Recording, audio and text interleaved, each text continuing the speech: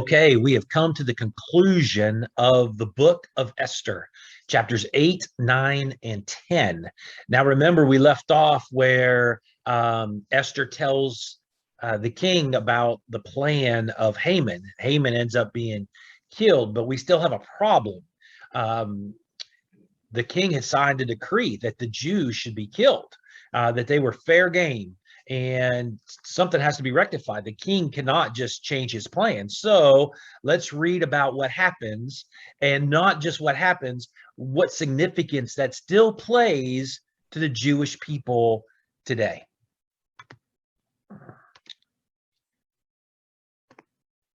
Chapter 8, the book of Esther from the Contemporary English Version. Before the end of the day, King Xerxes gave Esther everything that had belonged to Haman, the enemy of the Jews. Esther told the king that Mordecai was her cousin. So the king made Mordecai one of his highest officials and gave him the royal ring that Haman had worn. Then Esther put Mordecai in charge of Haman's property. Once again, Esther went to speak to the king. This time she fell down at his feet, crying and begging, "Please stop Haman's evil plan to have the Jews killed." King Xerxes held out the golden scepter to Esther, and she got up and said, "Your Majesty, I know that you will do the right thing and that you really love me. Please stop what Haman has planned. He has already sent letters demanding that the Jews in all your provinces be killed. And I can't bear to see my people and my own relatives destroyed." King Xerxes then said to Esther and Mordecai, "I have already ordered Haman to be hanged and his house given to Esther because of his evil plans to kill the Jews. I now give you permission to make a law that will save the lives of your people. You may use my ring to seal the law so that it can never be changed." On the 23rd day of Sivan, the third month, the king's secretaries wrote the law.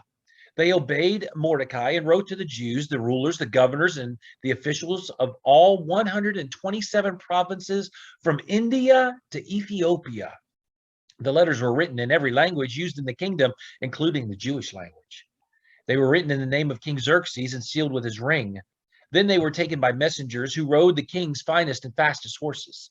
In these letters, the king said, on the 13th day of Adar, the 12th month, the Jews in every city and province will be allowed to get together and defend themselves. They may destroy any army that attacks them, and they may kill all of their enemies, including women and children.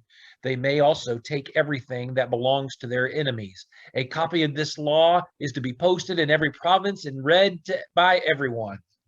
Then the king ordered his messengers to take their fastest horses and deliver the law as quickly as possible to every province. Then when Mordecai left, he was wearing clothes fit for a king.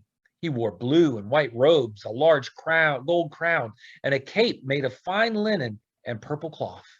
After the law was announced in Susa, everyone shouted and cheered, and the Jews were no longer afraid. In fact, they were very happy and felt like they had won a victory.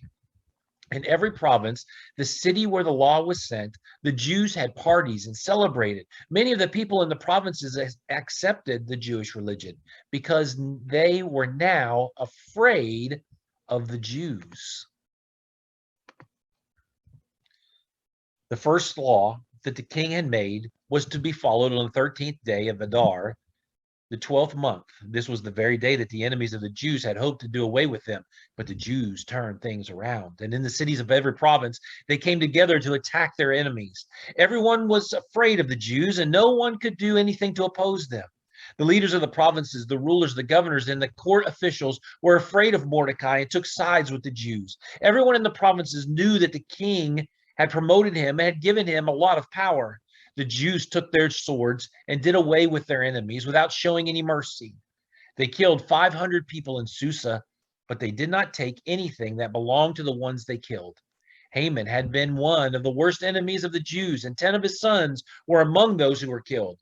Their names were Pashandatha, Dalphon, Aspatha,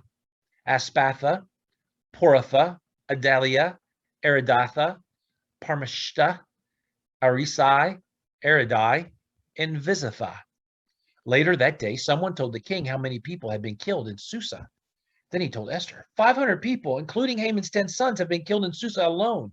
If that many men were killed here, what must have happened in the provinces? Is there anything else you want done? Just tell me and it will be done. Esther answered, Your Majesty, please let the Jews in Susa fight to defend themselves tomorrow, just as they did today, and order the bodies of Haman's 10 sons to be hanged in public. King Xerxes did what Esther had requested, and the bodies of Haman's sons were hung in Susa. Then on the 14th day of Adar, the Jews of the city got together and killed 300 more people, but they still did not take anything that belonged to their enemies. On the 13th day of Adar, the Jews in the provinces had come together to defend themselves. They killed 75,000 of their enemies, but the Jews did not take anything that belonged to the ones they killed. Then on the 14th day of the month, the Jews celebrated with a feast. On the 15th day of the month, the Jews in Susa held a holiday and celebrated after killing their enemies on the 13th and the 14th. This is why the Jews in the villages now celebrate on the 14th day of the month. It is a joyful holiday that they celebrate by feasting and sending gifts of food to each other. King Xerxes made everyone in his kingdom pay taxes, even those in lands across the sea. All the great and famous kings that Xerxes did, all the great and famous things that King Xerxes did are written in the record books of the kings of Media and Persia. These records also tell about the honors that the king gave to Mordecai. Next to the king himself, Mordecai was the highest official in the kingdom. He was a popular leader of the Jews because he helped them in many ways and would even speak to the king for them. So we see an exciting ending to what has taken place in the book of Esther, and a couple of things to point out to you, just for you to keep in perspective. Haman, although he is dead, still has an influence on what is supposed to happen. Much like Satan, while Satan has been defeated because of Jesus rising from the grave and saving us, he still has an influence on us. And so we still have to be sold out to God and doing what he has asked us to accomplish. Also, it says that many of the Gentiles became Jews out of fear, out of respect, for a variety of reasons. But this had a huge impact, not just on the Jews, but those around. Now, the Feast of Purim is what it's called.